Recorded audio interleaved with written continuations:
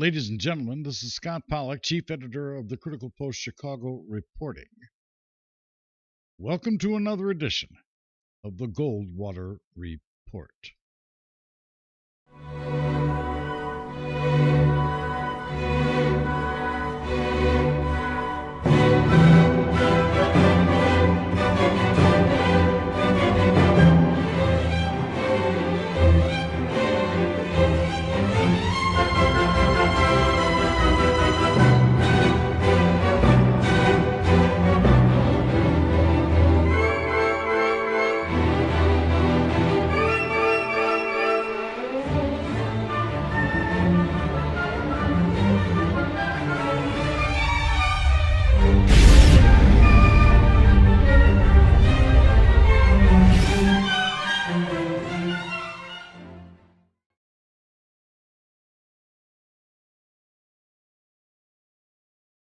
Thanks again for tuning us in, ladies and gentlemen. We appreciate it. This edition of the Goldwater Report is coming to you live, or almost live, from the capital of the Midwest Coast, Chicago, Illinois, USA. Ladies and gentlemen, yesterday night, Friday night, on the 13th of April, it was reported by all the news outlets across the spectrum, across the globe, that the United States, aided by a couple of other NATO alliance countries, staged an attack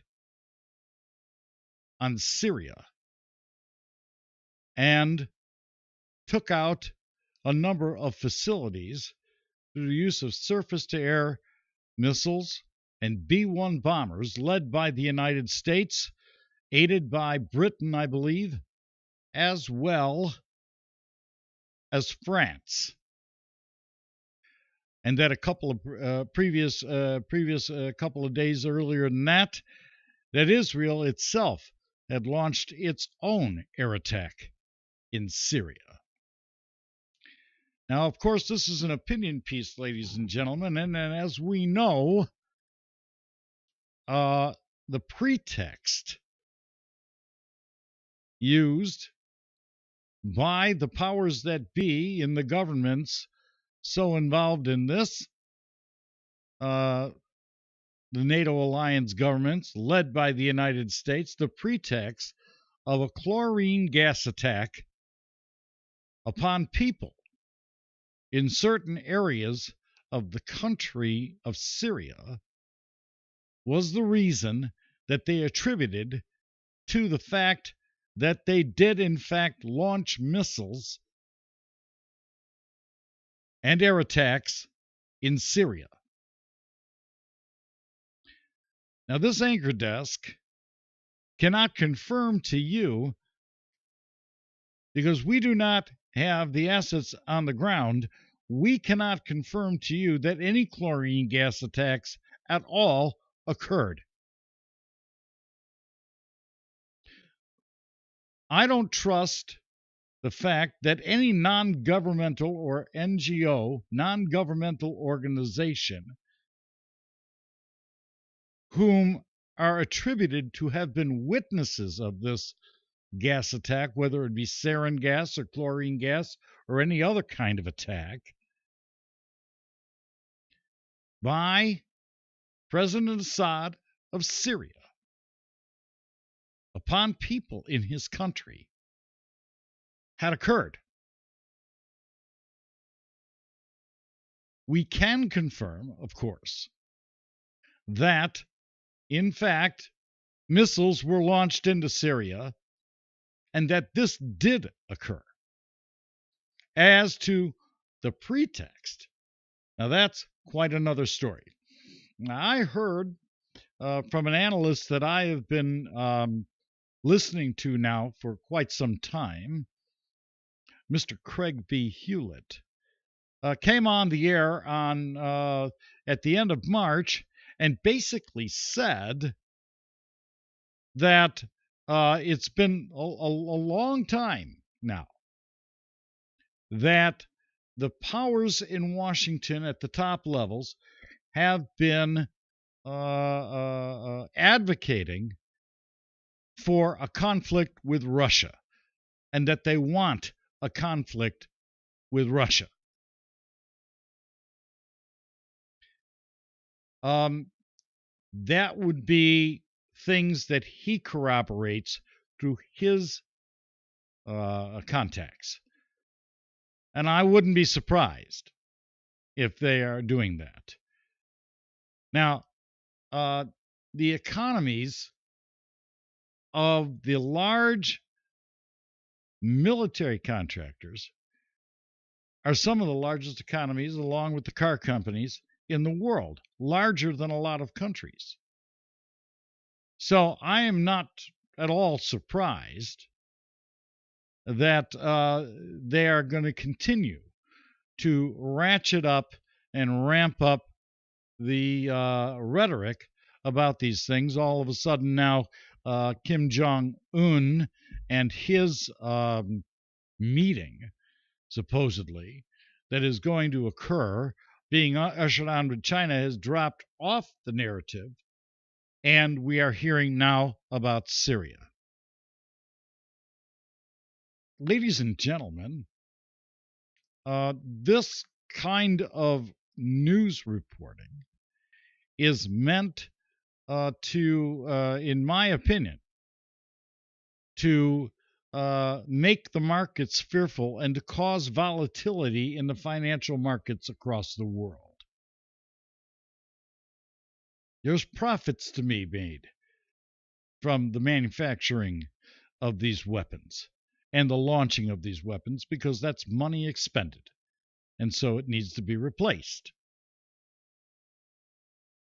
But the only thing that we can know for sure is that, in fact, the United States says that that our defense forces launched surface-to-air cruise missiles, Tomahawks, and other kinds of missiles into Syria.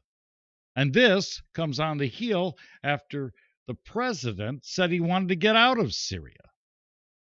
And then all of a sudden we hear about this gas attack by the president of Syria, President Assad.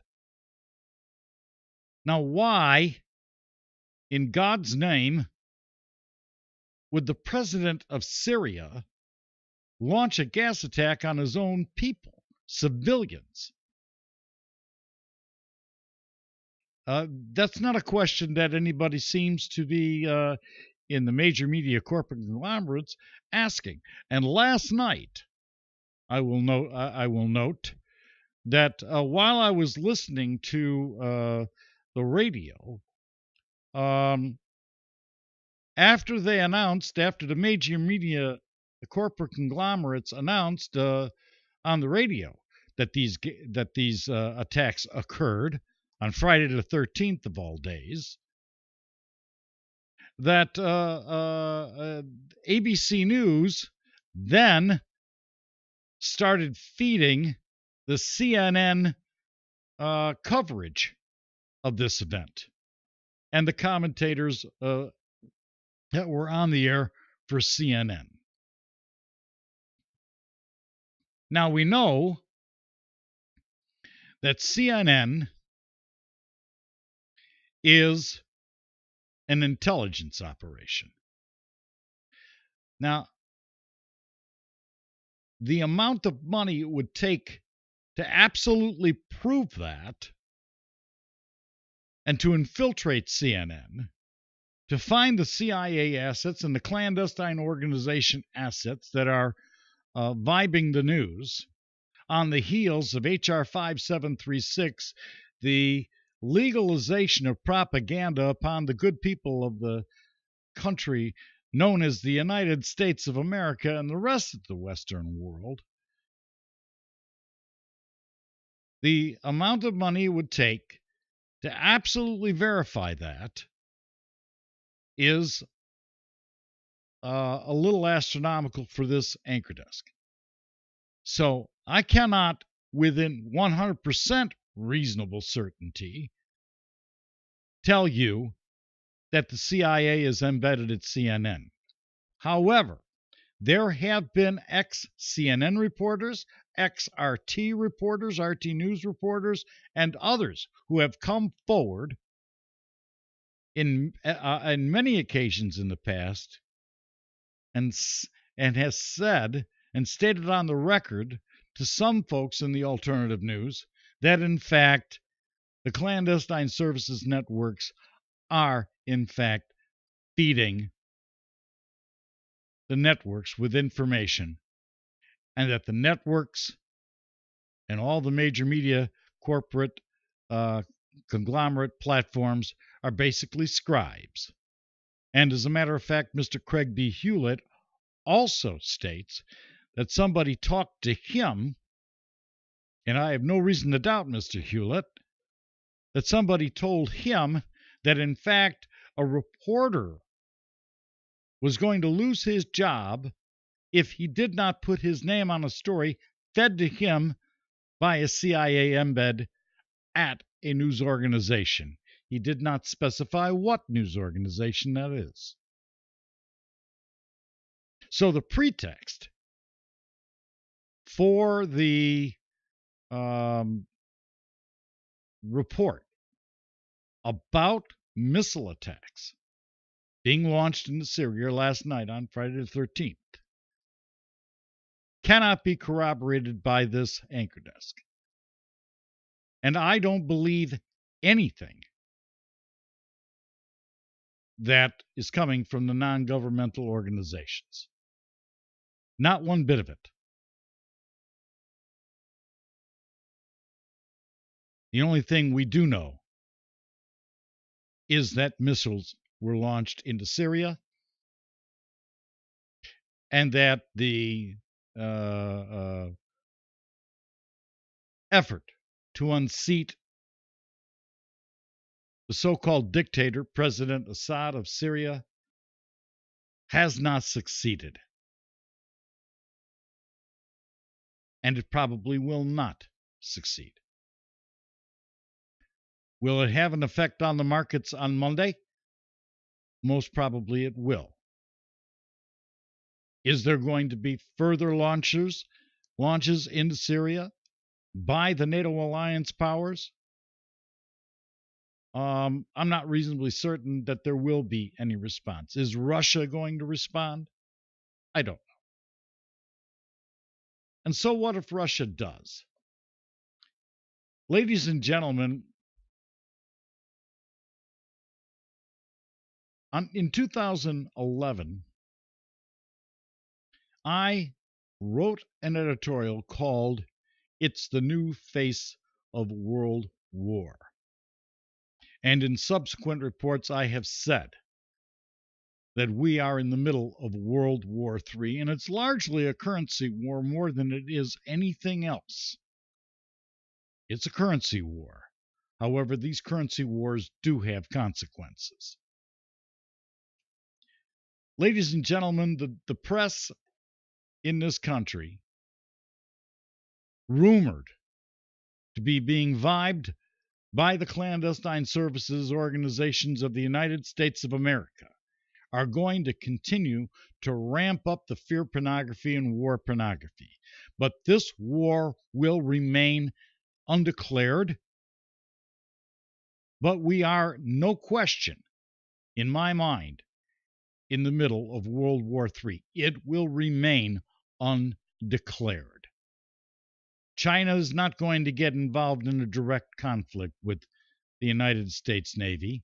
Russia is not going to get involved with a direct conflict of the United States Navy, the British Navy, or any other navies.